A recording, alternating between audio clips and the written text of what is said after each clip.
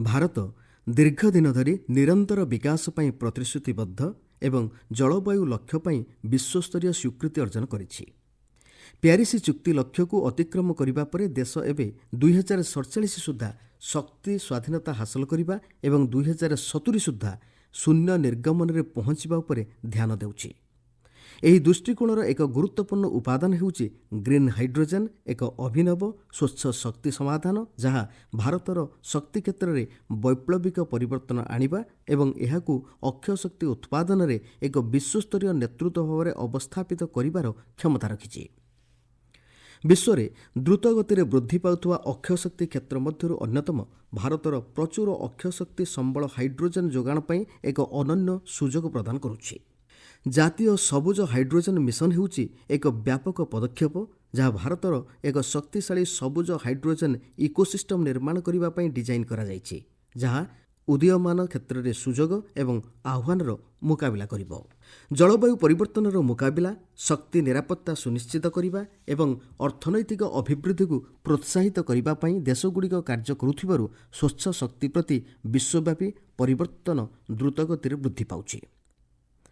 ଅନ୍ୟ ଦେଶଗୁଡ଼ିକ ସେମାନଙ୍କର ଅକ୍ଷୟ ଶକ୍ତି ଆକାଂକ୍ଷା ନେଇ ଆଗକୁ ବଢ଼ୁଥିବା ବେଳେ ଏହି କ୍ଷେତ୍ରରେ ଭାରତର ନେତୃତ୍ୱ ଦିନକୁ ଦିନ ଗୁରୁତ୍ୱପୂର୍ଣ୍ଣ ହେବାରେ ଲାଗିଛି। ସୌର ଓ ପବନ ଭଳି ଅକ୍ଷୟ ଉତ୍ସରୁ ଉତ୍ପାଦିତ ଗ୍ରୀନ୍ ହାଇଡ୍ରୋଜେନ୍ ନିରନ୍ତର ଅର୍ଥନୈତିକ ଓ ନିଯୁକ୍ତି ସୁଯୋଗ ସୃଷ୍ଟି କରିବା ସହିତ ଶିଳ୍ପ, ପରିବହନ, ଶକ୍ତି ଉତ୍ପାଦନ ଭଳି କଠିନ କ୍ଷେତ୍ରକୁ ନିଷ୍କ୍ରିୟ କରିବାର ବିପୁଳ ସମ୍ଭାବନା ରହିଛି।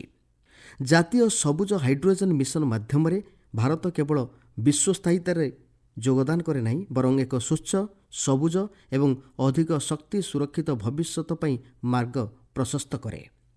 ଭାରତ 2070 ସୁଦ୍ଧା ଶୂନ୍ୟ ନିର୍ଗମନ ହାସଲ କରିବାକୁ ଲକ୍ଷ୍ୟ ରଖିଥିବା ବେଳେ 2030 ସୁଦ୍ଧା ଶକ୍ତି ଚାହିଦା 25% ବୃଦ୍ଧି ପାଇବ ବୋଲି ଆକଳନ କରାଯାଇଛି। ବର୍ତ୍ତମାନ ଏହାର 40%ରୁ ଅଧିକ ପ୍ରାଥମିକ ଶକ୍ତି ଆମଦାନୀ ହେଉଥିବାରୁ ଅକ୍ଷୟ ଶକ୍ତିରେ ପରିବର୍ତ୍ତନ ଏବଂ ଜୀବାଶ୍ମ ଇନ୍ଧନ ଉପରେ ନିର୍ଭରଶୀଳତା ହ୍ରାସ ପାଇବା ଆବଶ୍ୟକ। ଅକ୍ଷୟ ଶକ୍ତିରୁ ଉତ୍ପାଦିତ ସବୁଜ ହାଇଡ୍ରୋଜେନ୍ କାର୍ବନ ନିର୍ଗମନ ହ୍ରାସ ଏବଂ ଶକ୍ତି ଆତ୍ମନିର୍ଭରଶୀଳତାରେ ଉନ୍ନତି ଆଣିବାରେ ପ୍ରମୁଖ ଭୂମିକା ଗ୍ରହଣ କରିପାରେ।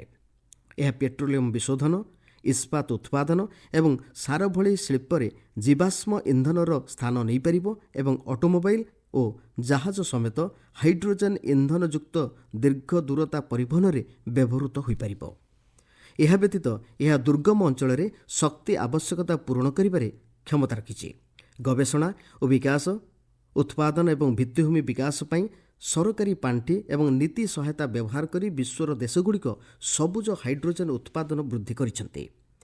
ଗ୍ରୀନ୍ ହାଇଡ୍ରୋଜେନ୍ର ବଢ଼ୁଥିବା ଚାହିଦା, ବିଶ୍ୱସ୍ତରୀୟ ପରିବର୍ତ୍ତନ ଏବଂ ଜୀବାଶ୍ମ ଇନ୍ଧନ ଶୃଙ୍ଖଳାରେ ବ୍ୟାଘାତ ଯୋଗୁଁ ଭାରତ ପାଇଁ ଏହା ଅକ୍ଷୟ ଶକ୍ତି ସମ୍ବଳର ପଞ୍ଜୀକରଣ କରିବା ଏବଂ ଗ୍ରୀନ୍ ହାଇଡ୍ରୋଜେନ୍ ଏବଂ ଗ୍ରୀନ୍ ମିଥାନେଲ୍ ପରି ଅଗ୍ରଣୀ ଉତ୍ପାଦକ ଏବଂ ରପ୍ତାନିକାରୀ ହେବାର ଏକ ଗୁରୁତ୍ୱପୂର୍ଣ୍ଣ ସୁଯୋଗ ପ୍ରଦାନ କରୁଛି।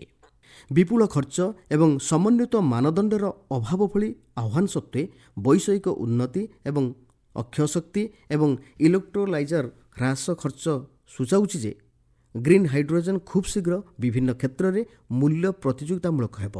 ଜାତୀୟ ସବୁଜ ହାଇଡ୍ରୋଜେନ୍ ମିଶନ ପ୍ରଯୁକ୍ତି, ନୀତି ଏବଂ ନିୟନ୍ତ୍ରଣ କ୍ଷେତ୍ରରେ ବିଶ୍ୱସ୍ତରୀୟ ଧାରା ସହିତ ଯୋଡ଼ି ହୋଇ ନିମ୍ନ କାର୍ବନ, ଆତ୍ମନିର୍ଭରଶୀଳ ଅର୍ଥନୀତି ହାସଲ କରିବାରେ ଭାରତର ପ୍ରୟାସକୁ ତ୍ୱରାନ୍ୱିତ କରିବ। ଜାନୁଆରୀ 2023ରେ ଆରମ୍ଭ ହୋଇଥିବା ଜାତୀୟ ସବୁଜ ହାଇଡ୍ରୋଜେନ୍ ମିଶନର ପ୍ରାଥମିକ ଲକ୍ଷ୍ୟ ହେଉଛି ଭାରତକୁ ସବୁଜ ହାଇଡ୍ରୋଜେନ୍ ଉତ୍ପାଦନ, ବ୍ୟବହାର ଏବଂ ରପ୍ତାନି ପାଇଁ ଏକ ବିଶ୍ୱସ୍ତରୀୟ କେନ୍ଦ୍ର ଭାବେ ପ୍ରତିଷ୍ଠା କରିବା ଏବଂ ସ୍ୱଚ୍ଛ ଶକ୍ତି ସମାଧାନ ମାଧ୍ୟମରେ ଦେଶର ଶକ୍ତି ଆତ୍ମନିର୍ଭରଶୀଳତାକୁ ଆଗକୁ ବଢ଼ାଇବା। ଏହି ମହତ୍ୱାକାଂକ୍ଷୀ ପଦକ୍ଷେପ ଭାରତର ଅର୍ଥନୀତିକୁ ତ୍ୱରାନ୍ୱିତ କରିବା ସହିତ ଜୀବାଶ୍ମ ଇନ୍ଧନ ଆମଦାନୀ ଉପରେ ନିର୍ଭରଶୀଳତା ହ୍ରାସ କରିବ, ସବୁଜ ହାଇଡ୍ରୋଜେନ୍ ପ୍ରଯୁକ୍ତି ଏବଂ ବଜାରରେ ଭାରତକୁ ଏକ ଅଗ୍ରଣୀ ଦେଶରେ ଅବସ୍ଥାପିତ କରିବାରେ ସାହାଯ୍ୟ କରିବ, ଯାହା ବିଶ୍ୱ ସ୍ୱଚ୍ଛ ଶକ୍ତି ପରିବର୍ତ୍ତନରେ ଯୋଗଦାନ ହେବ।